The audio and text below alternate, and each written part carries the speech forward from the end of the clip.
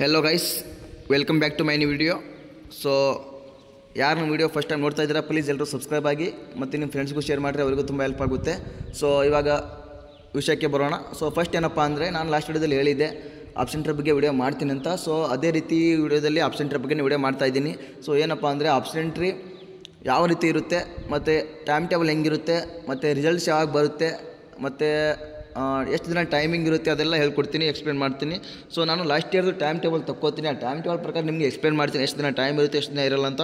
So ಇಲ್ಲಿ ನೋಡ್ಕೋಬೋದು. ಇವಾಗ ನಾನು ಓಪನ್ ಮಾಡ್ತಾಯಿದ್ದೀನಿ. ಇದು ಲಾಸ್ಟ್ ಇಯರ್ದು ಟೈಮ್ ಟೇಬಲು. ಯಾರು ಕನ್ಫ್ಯೂಸ್ ಆಗಬೇಡ್ರಿ, ಯಾಕಂದರೆ ನಿಮಗೆ ಜಸ್ಟ್ ಒಂದು ಕ್ಲೂ ತೋರಿಸ್ತಾ ಇದ್ದೀನಿ, ಎಲ್ಲರಿಗೆ ಅರ್ಥ ಆಗಲಿ ಅಂತ, ಆಮೇಲೆ ಕನ್ಫ್ಯೂಸ್ ಆಗಬಾರ್ದು ಅದಕ್ಕೆ. ಸೊ ಇಲ್ಲಿ ನೋಡ್ಕೋಬೋದು, ಇಲ್ಲೇ ಇದೆ ನೋಡಿರಿ, ಕರೆಕ್ಟಾಗಿ ನೋಡ್ಕೊರಿ. UGCET 2024 ಮೊದಲ ಸುತ್ತಿನ ವೇಳಾಪಟ್ಟಿ. ಸೊ ನಾನು ಕರೆಕ್ಟಾಗಿ ಇವಾಗ ಎಕ್ಸ್ಪ್ಲೇನ್ ಮಾಡ್ತಾ ಹೋಗ್ತೀನಿ, ವಿಡಿಯೋ ಕರೆಕ್ಟಾಗಿ ಎಲ್ಲರೂ ನೋಡಿರಿ. ಸೊ ಫಸ್ಟ್ ಆಫ್ ಆಲ್ ಏನಪ್ಪ ಅಂದರೆ, ನಾನು ಈ ಟೈಮ್ ಟೇಬಲ್ 2024 ಲಾಸ್ಟ್ ಇಯರ್ದು, ಈ ವರ್ಷದಲ್ಲ, ಇನ್ನೂ ಲೇಟ್ ಆಗುತ್ತೆ. ಈ ವರ್ಷ ಆಪ್ಷನ್ ಟೈಮ್ ಟೇಬಲು ಲೇಟ್ ಆಗುತ್ತೆ, ಇನ್ನೂ ಒಂದು ವೀಕ್ ಆಗ್ಬೋದು. ವೀಕ್ ಅಂದರೆ ಬೇಗನೂ ಈ ಸಲ ಬೇಗನೂ ಮಾಡ್ತಾಯಿದ್ದಾರೆ, ಅದನ್ನು ಹೇಳೋದಕ್ಕಾಗಲ್ಲ. ಬಟ್ ಒಂದು ವೀಕ್ ಆದರೂ ಕಂಪಲ್ಸರಿ ಆಗೇ ಆಗುತ್ತೆ. ಯಾಕಂದರೆ ಸೀಟ್ ಮ್ಯಾಟ್ರಿಕ್ಸ್ ಎಲ್ಲ ಕಾಲೇಜ್ ಕಡೆಯಿಂದ ಬರಬೇಕು. ಅದು ಬಂದ ತಕ್ಷಣವೇ ನೆಕ್ಸ್ಟು ಪ್ರೊಸೀಜರ್ ಹೋಗೋದು. ಅಥವಾ ಸೀಟ್ ಮ್ಯಾಟ್ರಿಕ್ಸ್ ಆಮೇಲೆ ಕೂಡ ಬಿಡ್ಬೋದು, ಹೇಳೋದಕ್ಕಾಗಲ್ಲ. ಸೊ ನೋಡೋಣ, ಇನ್ನೇನೇನು KA ಕಡೆಯಿಂದ ಏನೇನು ಅಪ್ಡೇಟ್ ಬರುತ್ತೆ ಅದನ್ನು ನಾನು ನಿಮಗೆ ಅಪ್ಡೇಟ್ ಮಾಡ್ತಾ ಹೋಗ್ತೀನಿ. ಸೊ ಫಸ್ಟ್ ಬಂದುಬಿಟ್ಟು ಏನಪ್ಪ ಅಂದರೆ, ಆಬ್ಸೆಂಟ್ ಬಗ್ಗೆ ತಿಳ್ಕೊಳ್ಳೋಣ, ಹೆಂಗೆ ಟೈಮ್ ಟೇಬಲ್ ಇರುತ್ತೆ, ರಿಸಲ್ಟ್ ಯಾವಾಗ ಬರುತ್ತೆ ಅಂತ. ಸೊ ಫಸ್ಟ್ ಆಫ್ ಆಲ್ ಏನಪ್ಪ ಅಂದರೆ, ವೆರಿಫಿಕೇಷನ್ ಸ್ಲಿಪ್ಪನ್ನು ಡೌನ್ಲೋಡ್ ಮಾಡಿಕೊಳ್ಳುವುದು. ಸೊ ಫಸ್ಟ್ ಆಫ್ ಆಲ್ ಏನಪ್ಪ ಅಂದರೆ, ವೆರಿಫಿಕೇಷನ್ ಸ್ಲಿಪ್ ಡೌನ್ಲೋಡ್ ಬಗ್ಗೆ ಇದೆ. ಸೊ ಎಲ್ಲರೂ ಮೀನ್ಸ್ ಇವಾಗ ಆಲ್ರೆಡಿ ವೆರಿಫಿಕೇಷನ್ ಸ್ಲಿಪ್ನ ಎಲ್ಲರೂ ಡೌನ್ಲೋಡ್ ಮಾಡ್ಕೊಂಡು ಇದ್ದೀರಾ. ಸೊ ಇದರ ಅರ್ಥ ಏನಪ್ಪ ಅಂದರೆ, ಮೀನ್ಸ್ ವೆರಿಫಿಕೇಷನ್ ಸ್ಲಿಪ್ನ ಮುಂಚೆನೇ ಬಿಟ್ಟಿರ್ತಾರೆ. ಮೀನ್ಸ್ ಅಂದರೆ ಸ್ಲಿಪ್ ಮುಂಚೆನೇ ಬಿಟ್ಟಿರ್ತಾರೆ, ಬಟ್ ಇದು ಟೈಮ್ ಟೇಬಲಲ್ಲಿ ಇರುತ್ತೆ. ಯಾಕಂದರೆ ವೆರಿಫಿಕೇಷನ್ ಸ್ಲಿಪ್ ಡೌನ್ಲೋಡ್ ಮಾಡ್ಕೊಂಡು ನಂತರನೇ ಆಪ್ಷನ್ ಮೀನ್ಸ್ ವೆರಿಫಿಕೇಷನ್ ಸ್ಲಿಪ್ ಇದ್ರೇ ಆಪ್ಷನ್ ಮಾಡೋಕ್ಕೆ ಎಲಿಜಿಬಲ್ ಇರೋದು. ಅದಕ್ಕೆ ಏನಪ್ಪ ಅಂದರೆ ಇದನ್ನು ಅದರಲ್ಲಿ ಕೊಟ್ಟಿರ್ತಾರೆ. ಸೊ ನೆಕ್ಸ್ಟ್ ಏನಪ್ಪ ಅಂದರೆ, display of seat matrix and fee structuring on KA website ನಾನು ಹೇಳಿದೆ ಅಲ್ವಾ. ಸೊ ಫಸ್ಟ್ ಏನಪ್ಪ ಅಂದರೆ, ಸೀಟ್ ಮ್ಯಾಟ್ರಿಕ್ಸ್ ಮತ್ತು ಫೀ ಸ್ಟ್ರಕ್ಚರ್ ಬಿಟ್ಟ ಮೇಲೆ ನೆಕ್ಸ್ಟ್ ಪ್ರೊಸೀಜರ್ ಬರೋದು ಅಂತ, ಮೀನ್ಸ್ ಆಪ್ಷನ್ ಸ್ಟಾರ್ಟ್ ಆಗೋದು ಅಂತ. ಸೊ ಅದನ್ನೇ ಕೊಟ್ಟಿದ್ದಾರೆ ನೋಡಿರಿ. So already publish on the KA website, means ಇವಾಗ ಆಲ್ರೆಡಿ ಪಬ್ಲಿಷ್ ಮಾಡಿದ್ದಾರೆ ಅಂತ ಅರ್ಥ. ಇದು ಲಾಸ್ಟ್ ಇಯರ್ ಟೈಮ್ ಟೇಬಲು. ಇವಾಗ ಇನ್ನು ಯಾರು ಕನ್ಫ್ಯೂಸ್ ಆಗಬೇಡ್ರಿ, ನಿಮಗೆ ಅರ್ಥ ಆಗಲಿ ಅಂತ ಹೇಳ್ತಾ ಇದ್ದೀನಿ, ಯಾವ ರೀತಿ ಆಪ್ಷನ್ ಟೈಮ್ ಟೇಬಲ್ ಇರುತ್ತೆ ಅಂತ. ಸೊ ನೆಕ್ಸ್ಟ್ ಬಂದುಬಿಟ್ಟು ಏನಪ್ಪ ಅಂದರೆ, ಹೆಚ್ಚು ಆಯ್ಕೆಗಳನ್ನು ದಾಖಲಿಸುವುದು ಆದ್ಯತಾ ಕ್ರಮದಲ್ಲಿ. Means option by eligible candidates. Means option start ಯಾವಾಗಪ್ಪ ಅಂದರೆ, ಈ ಟೈಮಿಂಗ್ ನೋಡ್ರಿ ಎಷ್ಟು ದಿನ ಇದೆ, 23/7/2024 ಇದೆ.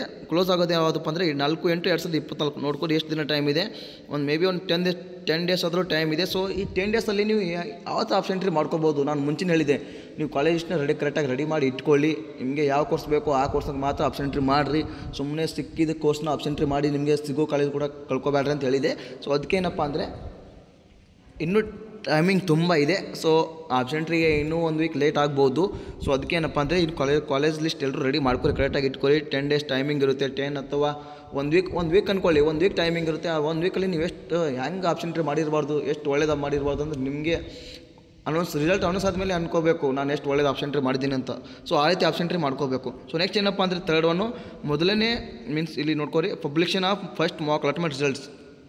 ಸೊ ಮಾಕ್ ಅಲಾಟ್ಮೆಂಟ್ ಅಂದರೆ ಏನಪ್ಪ ಅಂದರೆ, ಸೊ ಇದು ಜಸ್ಟ್ ಟ್ರಯಲ್ ಥರ ರಿಸಲ್ಟು.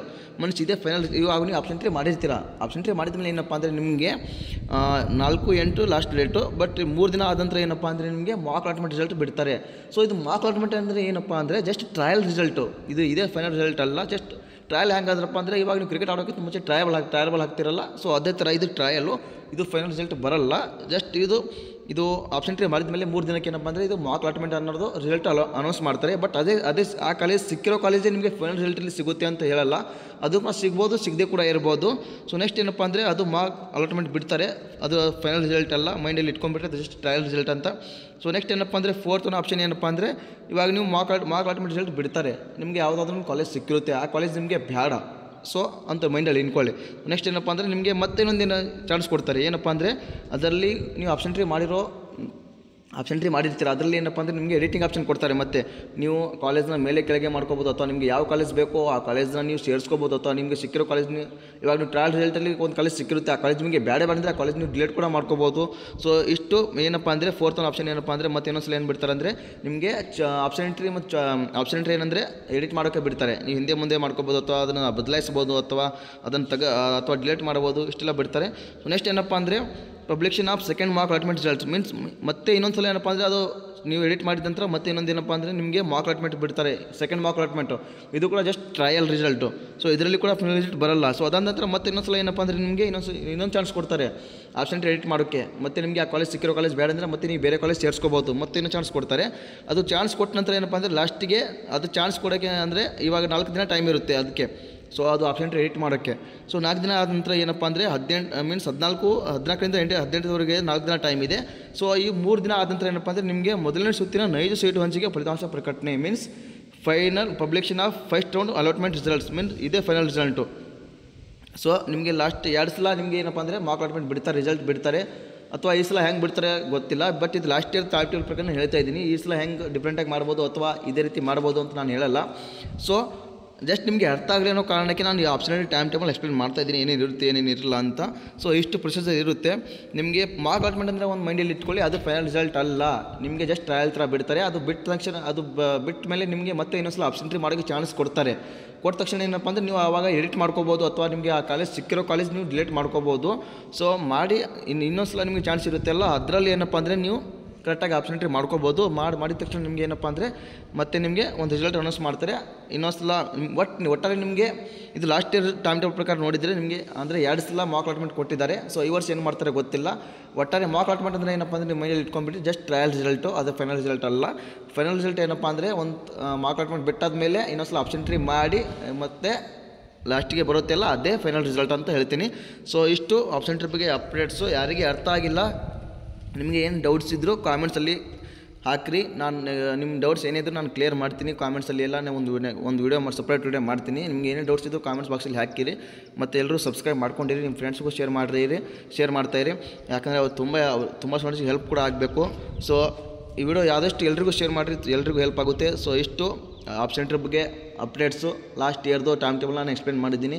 ಸೊ ಈ ವರ್ಷ ಮತ್ತೆ ಏನಪ್ಪ ಅಂದರೆ ಇನ್ನೊಂದು ಏನಪ್ಪ ಅಂದರೆ ನಾನು BSc ನರ್ಸಿಂಗ್ ರಿಸಲ್ಟ್ಸ್ ಬಗ್ಗೆ ಮೀನ್ಸ್ BSc ನರ್ಸಿಂಗ್ ರಿಸಲ್ಟ್ ರ್ಯಾಂಕಲ್ಲಿ ಶೋ ಆಗಿಲ್ಲ ವೆರಿಫಿಕೇಷನ್ ಸ್ಲಿಪ್ಪಲ್ಲಿ. ನಾನು ಅದು ಏನು ಅನ್ನೋದು ಕೇಳ್ಕೊಂಡು ಬರ್ತೀನಿ. ಶೋ ಮಾಡ್ತಾರೆ ಅಥವಾ ಇನ್ನೊಂದು ಸಲ ಲಿಂಕ್ ಬಿಡ್ಬೋದು ಅಥವಾ ಬೇರೆ ಲಿಂಕೇ ಬಿಡ್ಬೋದು, ಹೇಳೋದಕ್ಕಾಗಲ್ಲ. KA ಏನು ಮಾಡ್ತಾರೆ ನಾನು ಒಂದು ಸಲ ಕೇಳ್ಕೊಂಡು ಬರ್ತೀನಿ ಅಥವಾ ಫೋನ್ ಮಾಡಿ ಕೇಳ್ತೀನಿ. ಸೊ ಅಲ್ಲಿವರೆಗೂ ವಿಡಿಯೋ ನೋಡ್ತಾಯಿರಿ. ಟೇಕ್ ಕೇರ್, ಬಾಯ್.